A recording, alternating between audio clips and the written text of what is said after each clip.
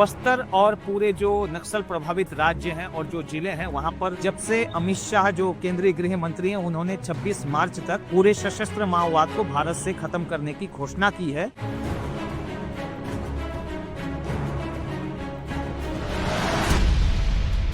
छत्तीसगढ़ के पड़ोसी राज्य तेलंगाना से इस वक्त एक बहुत बड़ी खबर निकलकर सामने आ रही है। बड़ी खबर ये है कि जो हिड़मा का जो बॉडीगार्ड था, बॉडीगार्ड यानी कि बारसे देवा वही नक्सली है जो हिड़मा का राइट हैंड हुआ करता था और जो नक्सलियों की सबसे खतरनाक जो बटालियन है, बटालियन नंबर 1 का ये हेड था। बता दें कि हिड़मा ने अपने बॉडीगार्ड पर भरोसा करके बटालियन नंबर 1 का हेड इसे देवा बारसे को बनाया गया था। देवा बारसे वही खूंखार नक्सली है जिसके ऊपर में लाखों का इनाम था और इसकी समर्पण की जानकारी मैं पहले भी अपने YouTube वीडियो पर आपको देख चुका हूं कि उस समय ये सरेंडर करने वाला था, लेकिन आज इसने छत्तीसगढ़ का जो पड़ोसी राज्य तेलंगाना है और तेलंगाना का जो राजधानी है हैदराबाद में आज इसने अपने 20 साथियों के साथ वहां के डीजीपी के सामने इसने आत्मसमर्पण किया है। बता दें कि यह जो नक्सली था, ये जो झीरम घटना हुई थी, झीरम घटना में कांग्रेस के जो शीर्ष नेतृत्व थे और यहाँ पर कई लोगों को यहाँ पर बड़ी बेरहमी से मारा गया था। इस घटना में भी ये देवा बारसे वहाँ उस वक्त मौजूद था। देवा बारसे बटालियन नंबर 1 का खूंखार नक्सली लीडर है और हिड़मा की मौत जो हुई थी, हिड़मा की मौत 18 नवंबर को छत्तीसगढ़ और आंध्र प्रदेश के सीताराम अल्लूरी के जंगलों में हिड़मा को मुठभेड़ में मार गिराया गया था, जिसमें उसकी पत्नी राजे भी थी। उसके ऊपर भी 50 लाख का इनाम था। जो है दुर्दांत हिड़मा जो है उसका साथी था देवा बारसे। देवा बारसे ने कैसे सरेंडर किया और इस पर कितना इनाम था और ये कौन कौन से हथियार लेकर चलता था और कैसा रहा इसका जो सरेंडर नीति है। बता दूं कि जो छत्तीसगढ़ में जो बस्तर है, बस्तर ने सबसे ज्यादा नक्सलवाद का दंश झेला था और जो देश के केंद्रीय गृह मंत्री अमित शाह हैं उन्होंने मार्च 2026 तक पूरे भारत से सशस्त्र माओवाद को खत्म करने की घोषणा की है। ऐसे में इस डेडलाइन के लिए मात्र सिर्फ 3 ही महीने बचे हैं। ऐसे में लगातार जो पुलिस और नक्सलियों के बीच में ऐतिहासिक मुठभेड़ें हुई। ऐतिहासिक मुठभेड़ों में जो नक्सली संगठन का जो जनरल सेक्रेटरी था बसवा राजू और जो गणेश उइके था और जो जितने जो सेंट्रल कमेटी के मेंबर थे उनको जवानों ने ढेर किया और कई ऐतिहासिक समर्पण भी यहाँ पर देखने को मिले। ऐसा ही ऐतिहासिक समर्पण अब देवा बारसे के समर्पण के बाद से दिखाई दे रहा है और नक्सल संगठन को कहीं ना कहीं बहुत बड़ा नुकसान हुआ है। तो कितने नक्सलियों ने देवा बारसे के साथ सरेंडर किया और इन पर कितना इनाम था, इसके बारे में मैं आज आपको विस्तार से बताऊंगा। तो नमस्कार दोस्तों, मैं हूं गुप्तेश्वर जोशी और आप देख रहे हैं आपका अपना channel the Bastar post. Chhattisgarh के पड़ोसी राज्य तेलंगाना में PLGA बटालियन नंबर 1 के कमांडर देवा बारसे के आत्मसमर्पण की खबर की पुष्टि हो गई है। बता दें कि इस खबर को हमने अपने YouTube पर डाला हुआ था कि जो बारसे देवा है वो जल्द ही आत्मसमर्पण करेगा। तो द बस्तर पोस्ट की खबर का भी असर है और हमने पहले ही इसकी पुष्टि कर दी थी। आप जाकर के उस पहले वाले वीडियो को भी देख सकते हैं। वहीं बात करें कि जो कमांडर देवा बारसे है उसने अपने 20 से ज्यादा साथियों के साथ तेलंगाना के मुलुगु जिले पहुंचकर उसने हैदराबाद के डीजीपी के सामने उसने आत्मसमर्पण किया है। दरअसल 18 नवंबर को नक्सलियों के central committee member Madvi Hidma का आंध्र प्रदेश के अल्लूरी सीतारामा राजू जिले में एनकाउंटर हुआ था। हिड़मा के एनकाउंटर के बाद बस्तर में नक्सल संगठन टूट सा गया है, क्योंकि हिड़मा ही एक ऐसी कड़ी था जो माओवाद संगठन और बस्तर को जोड़े रखा था।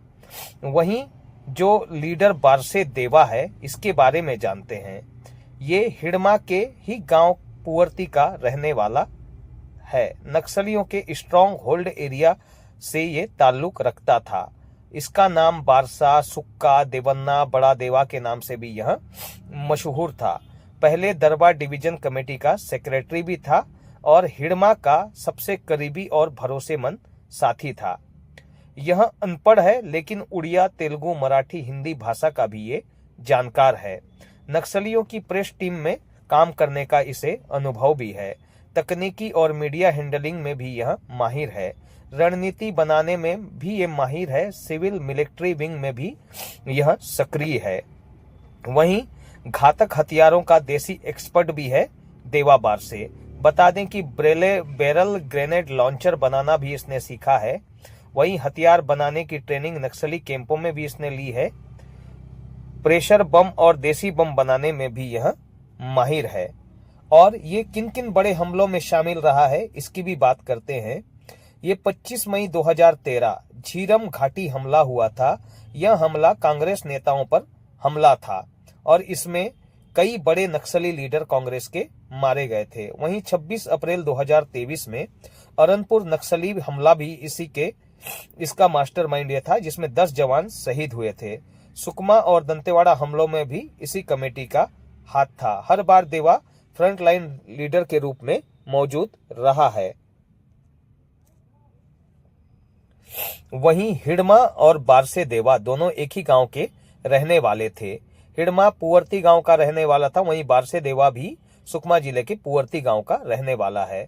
करीब 2 साल पहले जब हिडमा को सेंट्रल कमेटी में शामिल किया गया तो उसने ही बारसे देवा को पीएलजीए बटालियन नंबर 1 का कमांडर बनाया था। देवा के साथ बड़ी संख्या में नक्सली थे, लेकिन अब पुलिस के बढ़ते दबाव और लगातार हो रहे एनकाउंटर के बाद से बटालियन भी लगभग टूट गई है। 3 जिलों में बटालियन का ज्यादा प्रभाव था। नक्सलियों की बटालियन नंबर 1 को नक्सल संगठन की सबसे खतरनाक टीम माना जाता है। दंतेवाड़ा, बीजापुर और सुकमा, इन तीनों जिलों में बटालियन का ज्यादा प्रभाव रहा है। हालांकि अब फोर्स ने इस टीम को काफी बैकफुट पर कर दिया है। इस टीम में AK-47, INSAS, SLR, sniper gun जैसे हथियारों से लैस नक्सली सैकड़ों की संख्या में रहते थे। टेकल गुड़ेम, बुरकापाल, मिनपा, ताड़मेटला, टहकवाड़ा में नक्सलियों की इसी टीम ने बड़े हमले किए थे, जिसमें सैकड़ों जवानों की शहादत हुई थी। हालांकि अब यह टीम कमजोर हो गई। अब देवा भी सरेंडर कर चुका है। वहीं देवा बारसे का नाम हेमला देवल, देवलू उर्फ देवन्ना, बारसे सुक्का और साईनाथ भी है। नक्सल संगठन में इसे SZCM कैडर का रैंक मिला हुआ था। वहीं वर्तमान में ये पीएलजीए बटालियन 1 का प्रभारी भी था। साउथ सब जोनल ब्यूरो का सदस्य भी था और AK-47 जैसा अत्याधुनिक हथियार भी ये लेकर चलता था। वहीं छत्तीसगढ़ सरकार की तरफ से इस पर 25 लाख का इनाम घोषित है। बता दें कि जो छत्तीसगढ़ के गृह मंत्री हैं विजय शर्मा, उन्होंने देवा बारसे की मां से भी मुलाकात की थी और हिडमा के मां से भी उनके गांव जाकर उन्होंने मुलाकात की थी। दरअसल छत्तीसगढ़ के गृह मंत्री विजय शर्मा कुछ दिन पहले पुअर्ती गांव गए थे, मुलाकात की थी। इनके माध्यम से उनसे सरेंडर करने की अपील की थी। वहीं हिडमा नहीं माना और आंध्र प्रदेश के जंगल में पुलिस के साथ हुई मुठभेड़ में पत्नी राजे समेत 6 साथियों के साथ वो मारा गया था, जिसके बाद अब देवा बारसे छत्तीसगढ़ में और छत्तीसगढ़ का जो पड़ोसी राज्य है जो तेलंगाना है, तेलंगाना के हैदराबाद में आज इसने अपने 20 साथियों के साथ सरेंडर कर दिया है।